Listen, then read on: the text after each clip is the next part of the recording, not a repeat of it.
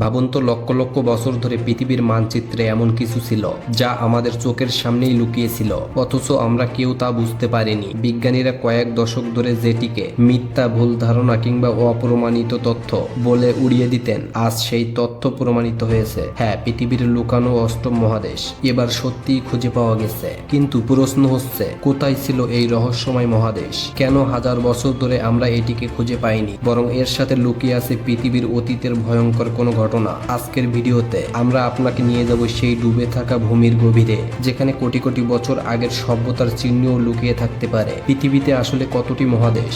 আমরা স্কুলে পড়েছি মহাদেশ আছে 7টি: এশিয়া, আফ্রিকা, উত্তর আমেরিকা, দক্ষিণ আমেরিকা, ইউরোপ, অস্ট্রেলিয়া এবং অ্যান্টার্কটিকা। কিন্তু বিজ্ঞান বলছে এটি অসম্পূর্ণ তালিকা, কারণ পৃথিবীতে আরও ছিল একটি মহাদেশ যা প্রায় 98% নিচে ডুবে আছে সমুদ্রের তলায়। বাকি 5 থেকে 6% জমি আজও নিউজিল্যান্ড এবং নিউ ক্যালিডোনিয়ার আশেপাশে ভেসে আছে। এই ডুবে থাকা রহস্যময় ভূমি হচ্ছে জিল্যান্ডিয়া, পৃথিবীর অষ্টম মহাদেশ।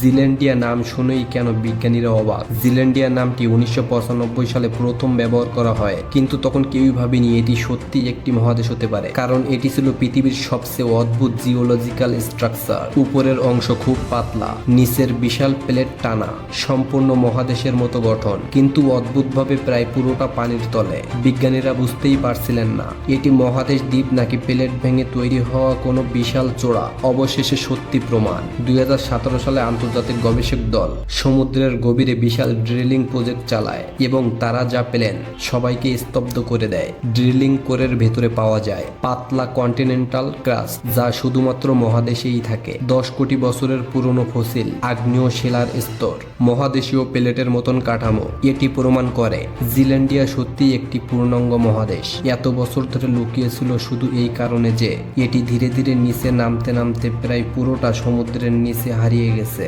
কিন্তু কিভাবে একটি মহাদেশ হারিয়ে গেল প্রায় 8 থেকে 5.4 কোটি বছর আগে? পৃথিবীর টেকটনিক প্লেটগুলোর ভয়ঙ্কর নড়াচড়ায় জিল্যান্ডিয়া আলাদা হয়ে যায় অস্ট্রেলিয়া থেকে এবং ভূপৃষ্ঠ পাতলা হতে থাকে। ধীরে ধীরে এটি ডুবে যায় সমুদ্রে। এই ডুবে যাওয়া এত ধীরে হয়েছিল যে তখনকার জীবজন্তুরা বুঝতেও পারেনি তারা এক মহাদেশ থেকে আরেক মহাদেশে ভেসে যাচ্ছে।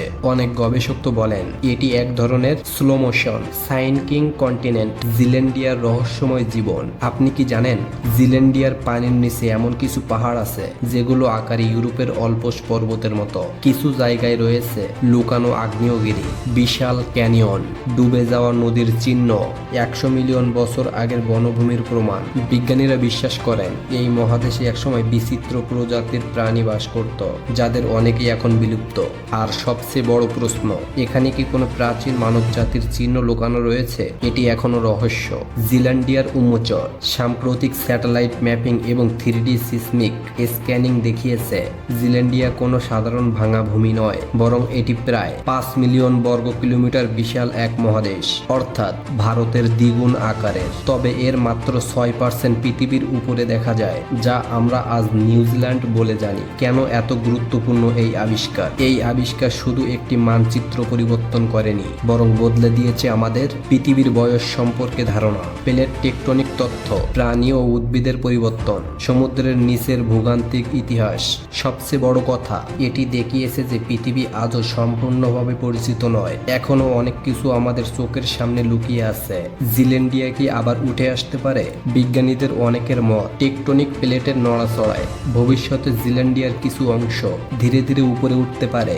যদি এমনটা হয়, একদিন হয়তো মহাদেশ উদয় হবে সমুদ্রের বুক থেকে। এটি ভবিষ্যতের পৃথিবীকে পাল্টে দিতে পারে। আবহাওয়ার কারণ, সমুদ্রের রুট, এমনকি মানব সভ্যতার দিকও। শেষ বার্তা, পৃথিবীর মানচিত্রে আমরা যা দেখি তা পুরো গল্পের খুবই ছোট অংশ। জিল্যান্ডিয়ার মতো একটি সম্পূর্ণ মহাদেশ যদি হাজার বছর আমাদের চোখের সামনে লুকিয়ে থাকতে পারে, ভাবুন তো সমুদ্রের নিচে আরো কত রহস্য লুকিয়ে আছে। সম্ভবত আগামী বছরগুলোতেও আমরা আরো অজানা মহাদেশ, অদ্ভুত প্রাণী এবং ভূগর্ভস্থ অভিযানের গল্প শুনতে পাবো। এই তো পৃথিবীর অষ্টম মহাদেশ, লুকানো থেকেও পৃথিবীর ইতিহাসের সবচেয়ে বড় রহস্যগুলোর একটি হয়ে উঠেছে। আর এরকম অজানা তথ্য পেতে চ্যানেলটি সাবস্ক্রাইব করতে ভুলবেন না।